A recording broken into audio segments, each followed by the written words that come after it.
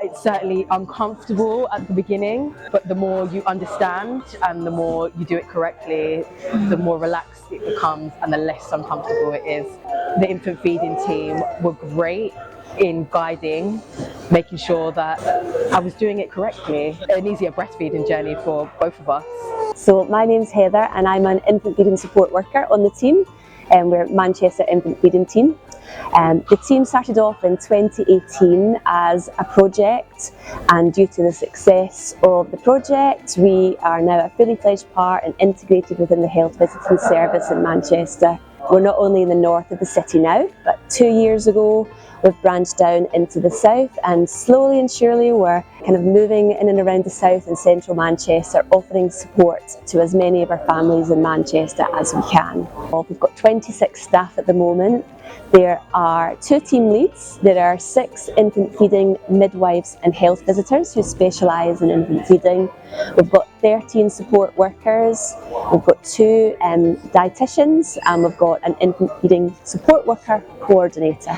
So the support we offer is, predominantly we speak to the mothers of new babies. Quite often we have families where English isn't their first language, and we may have other family members call up to refer on their behalf, and we gain authority from the person. We've got a really helpful language line which we use. Our team use them every single day, so we can access any family whether English is their first language or not. Do I have enough milk is one of the biggest ones. I think after you have a new baby, you doubt yourself so much, and one of those things is doubting whether you have enough milk to feed your baby. The vast majority of cases you will have enough milk. It's just understanding how breastfeeding works and what normal newborn behaviour is. Also, lots of families are concerned about how they position their baby at the breast, what's the right thing to do. A lot of mums call us because they're experiencing pain. So pain is one of the biggest causes of mothers stopping breastfeeding, and that's definitely something that we can support with, because often it's a small adjustment that needs made, and that pain can easily be resolved in a lot of cases. Another common concern is ensuring that partners are involved with feeding. So it's really good to get partners involved. The mum does the breastfeeding part of things. The mum's partners can easily become involved with nappy changes, being supportive of mum, and gatekeeping to ensure that not too many people are coming through the house. So there's lots of ways where partners can really become involved. It's very important. The last things is nappy content. So it's something that when you have a newborn baby, you'll start talking about nappies and you won't stop for years, because nappy content is a really big factor in how well breastfeeding is going. New families in Manchester, if English isn't one of their first languages, they're trying to access support, maybe a challenge for them, and that's something we try our very best to support with. We want to be inclusive of everyone in Manchester. So it can be challenging if breastfeeding hasn't been the norm in your family. So it may be that formula feeding is the norm for your family and you want to try and breastfeed your baby. So you may not have just as much support you might ordinarily have. It can be tricky if a family hasn't had an antenatal contact. It's really important. It shares lots of information with the family before the baby is already here, and it helps inform them of where they might need to go for support. So I guess missing out on a contact that can be quite detrimental to what happens after baby is here. One of our dietitians has given me a really interesting piece of information in terms of misconceptions. So a common misconception is that mums who breastfeed need to cut dairy out of their diet if their baby has a dairy allergy. In fact, most infants with milk allergy can be breastfed without mum restricting her diet. This is due to only tiny amounts of milk, 1 in 1 million dilution to breast milk, passing through breast milk. The tiny amount of food proteins found in breast milk are there for the next feed and not any longer than that. So the maternal exclusion diets are very rarely required. So that's a huge piece of information, because I think a lot of mums think that they have to cut a lot of things from their diet, and they might go onto Google and there's a lot of information there which is not evidence-based. So if they're in any doubt, they can definitely call our team and find out. There's a myth of formula definitely has its place in our community. We absolutely understand that lots of families use formula for personal choice or because breastfeeding hasn't worked out. But we know that formula milk isn't the same as breast milk. It can't possibly replicate it. Breast milk is completely tailored to your baby's needs, and as your baby grows, your breast milk changes and evolves exactly as your baby needs it. So we know that they can't be compared. A lot of our families talk about sleep. Sleep is a big topic of conversation. For years after you have a baby, a lot of people think that if a baby has formula milk that they will sleep better, and the research suggests, the evidence suggests that that's not the case, that breastfed babies sleep just as well as formula fed babies. Within breast milk there are hormones which help both baby and mum fall back to sleep again. So in the night, yes, you might be awake frequently feeding your baby, but there's properties within your breast milk that will help both of you get back to sleep again. There's nothing to suggest that a formula fed baby sleeps more than a breastfed baby. Over the years we've had a few different breastfeeding events that we've run. We did one last year here at the Mess. We welcomed mums and their babies and other agencies to come and celebrate everything about breastfeeding. But also, even on a weekly basis, there are things to be celebrated. Mums who will come for breastfeeding support, she's got really damaged nipples, she's not having a fun time, and we're able to support her and help her understand that just the tiniest little bit of adjustment to her breastfeeding position can mean the difference between pain and no pain. So it's often a real light bulb moment, and the look on a mum's face when she is breastfeeding her baby and realises that she can do it without experiencing pain is really nice. Oh, what was hard? I think the pain that I got with his latch at the start, and then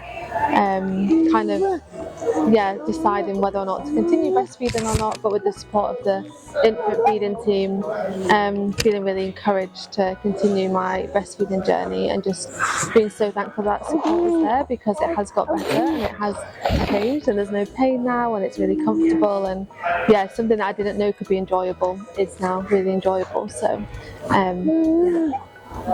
So last year, Claire, infant feeding support worker coordinator, set up Breast Friends Peer Support Volunteer Group within our team. So we've got a group of amazing volunteers who give up their own time. They've got their own families, but they often come and support our drop-in groups and support the mums on a WhatsApp group that we have. And without their help, our team would not be managing as well as what we are. So we're so grateful for them.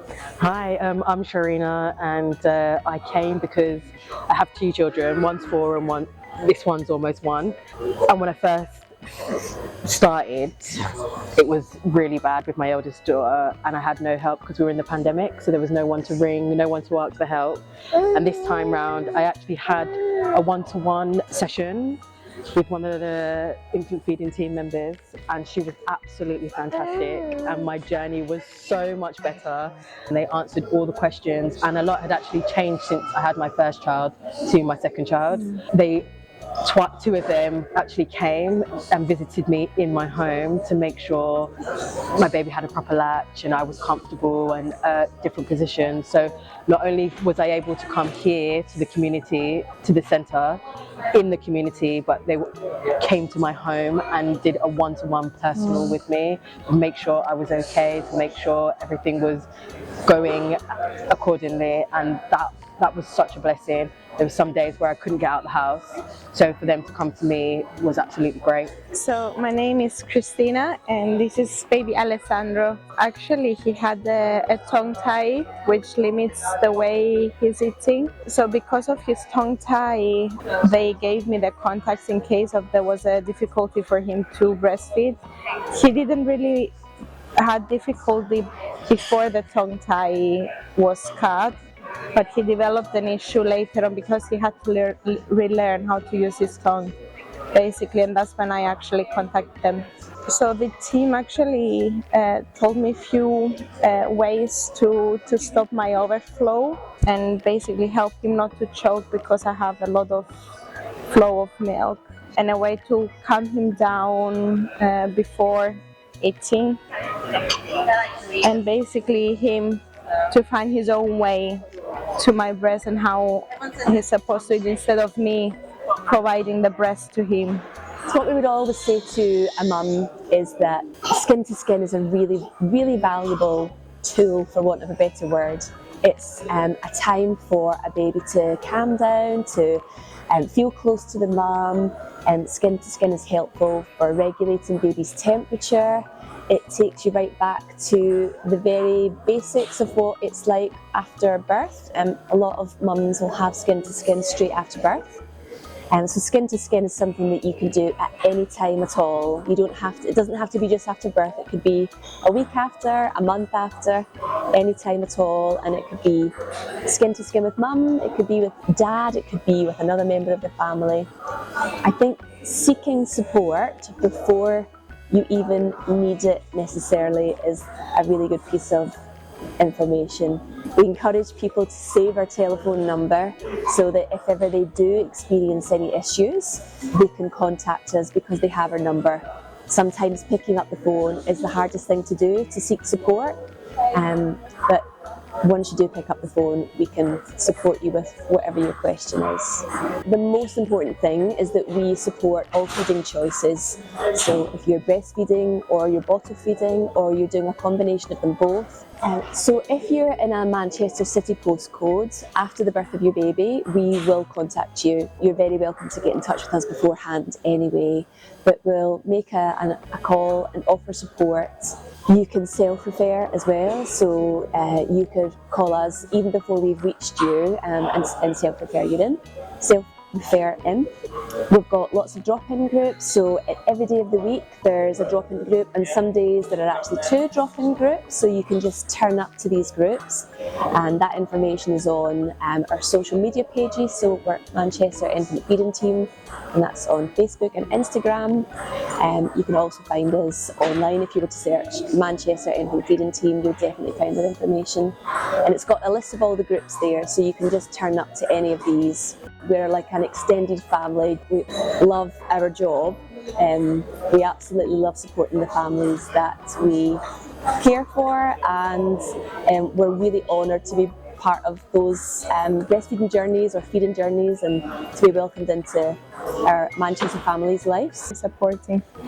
Wonderful. That's been really helpful.